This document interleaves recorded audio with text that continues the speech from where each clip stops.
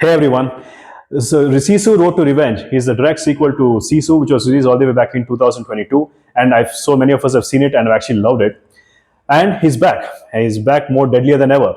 Let's talk about this. Now, this movie is directed by the same man who directed the first movie. I think it goes by the name of Jelmari Hilander. I'll admit I'm not a big fan of this guy. I've not seen any of his other movies other than the Sisu movies, and I am not familiar with any of his other work. However, when I saw these movies, I saw the way they were constructed, the way they were put together, the pacing, the action sequences. I mean, this guy really has a talent for this kind of a genre, this kind of action movies with a mediocre budget, and they've chosen the right man for the job. I think he did pretty well.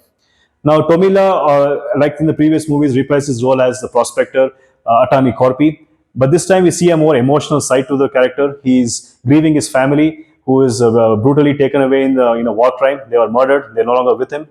And so he dismantles his house. He puts it on a truck. And of course, it takes away his only companion, that is this dog, and goes on a journey where he hopes to rebuild his house and hence preserve their legacy.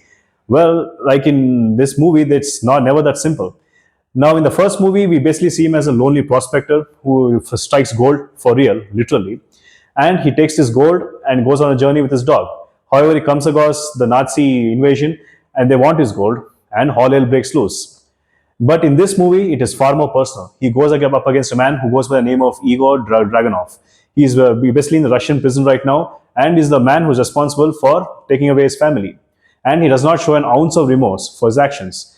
Now, Igor is basically instructed by the KGB to take out Atami as he's encroaching on their lands in the quest to rebuild his home, and they do not like that. Maybe they see him as a threat because of his reputation, and they order Igor and his men to take him down. Well, this is where Atami comes across Igor and will not stop at anything. He's relentless. He will pursue. He will move heaven and earth to destroy him. He's basically the Finnish version of Punisher. He will stop at nothing to destroy him, and he's a man who has nothing to lose. And such men can never be stopped. Now, the villain in question, Igor, is played by none other than Stephen Lang. I always loved Stephen Lang. I always loved his work. I think he has a master degree as well as he's a boss at playing villain. His villains never disappoint and are always entertaining. In fact, he steals the show from the hero. And even in this movie, he did not disappoint. He was great. And he was one of the primary reasons I actually went to the theater to watch this movie. It's not just because it's Sisu. Now, let's face it, guys. Do you go to Sisu to see the groundbreaking characters? No. The deep and well thought out characters or the very deep script? No. We go to this movie for the action sequences, and they were amazing. I promise you, see it in the theaters, you'll be blown away. The CGI was amazing. The practical effects were amazing. This movie basically follows the typical franchise formula, meaning in a franchise, especially the action franchise or the sci-fi franchise, anything of that realm, when the first movie is there, the second movie has to be bigger, has to be better, and more bombastic. And this movie is exactly that. Now, the action sequences, the best way I can describe the action sequences in this movie is Sisu shakes hand with Mad Max. There is a lot of familiarity with Mad Max in this movie, and I can't help but think has he taken inspiration from this. The 98 to 99% of this movie has vehicular action scenes. There's barely any foot soldiers. They are not fighting on land. There's no choreography when it comes to the action, but there's a lot of vehicular action. It involves planes, it involves tanks, it involves trains, it involves truck, anything you can think of.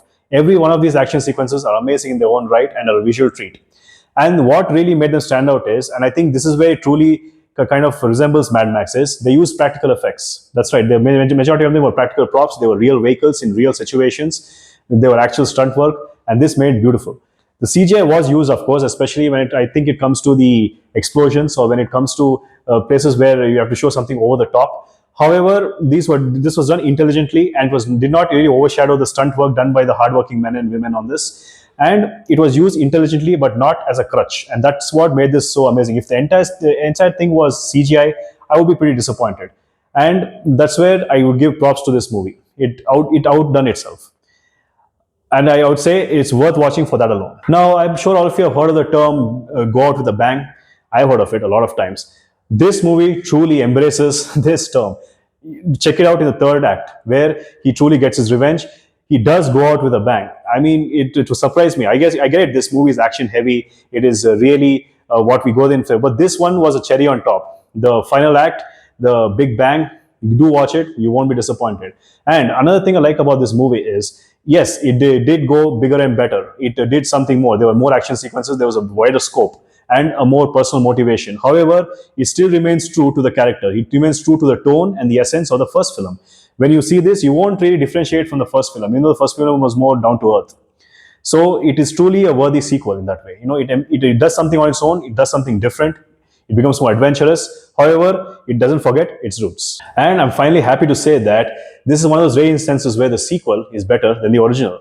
There are many such franchises where the sequel has surpassed the originals, but it's not, I wouldn't say it's a rule, is more of an exception. The real examples I can give is probably Aliens. Alien was a great, very famous and epic sci-fi movie beloved by many. However, Aliens definitely tops that. It is way better. Now, it seems the same thing comes to the Terminator franchise. Terminator 1 was amazing. It's based on a dream given that James Cameron had, and that dream became a reality, a very awesome reality. Now, the Terminator 2 Judgment Day was historical. This was good, but this Terminator 2 Judgment Day was historical, and it surpassed the original entirely. So, I would say that Sisu almost comes up to the same level because this movie I personally liked much better than the first one because it has the essence of the first film and then some. It does give us far more than that. So I kind of dig that. Yeah, no movie is perfect. I mean, every movie has its flaws, but we still love them anyways. In this movie, the criticism I can probably give this movie is it is nothing intellectual. It's nothing deep. If you're looking for something like that, some sort of a mental stimulation, you might be disappointed. I mean, come on, it is Sisu for God's sake. I mean, who is going to go into this movie expecting some sort of mental stimulation? No, you got to shut off your brain and watch this movie and eat popcorn. Now, this movie is basically a dumb, fun action movie. And is it really a flaw? Is it really a critique? No, not really. What makes it so much more better is it embraces it. That's more important. There are some movies that are dumb, but they think they are better than what they actually are. They try to be more all high and mighty than they actually are. No, this movie knows it's dumb action. It knows it's not deep. It knows what it exactly is, and it embraces that and goes with the same tempo throughout the film. And that is something I think is worth noting. All right, guys. Overall, I love this movie. I think it was great. It gave me exactly what I wanted. The trailers gave me an impression. It told me what to expect, and I went to this movie and I got exactly what I expected, and then some. It was great. Now, is this going to be an Oscar contender? Is it going to win any Oscars or any sort of high and mighty awards in the future? Absolutely not. It's like I said, a dumb fun action movie, and it played its part really well. And another kudos I like to give this movie is it has a protagonist that is silent. He literally has absolutely no dialogue in this movie. The script gives him no actual dialogue, not even in his native Finnish language. No, he is silent throughout the movie, but his actions speak way louder than his words. It's basically a silent movie that's really loud and bombastic. So, what do you guys think? Did you like this movie? Did you enjoy it? I'm sure you guys have. Please let me know in the comments below. Let's have some discussion as movie fans. And do hit the subscribe button. It means a lot to me as a growing creator. And I love to keep reviewing movies for you guys forever. And let's impress cinema together. I'll see you soon. Bye for now.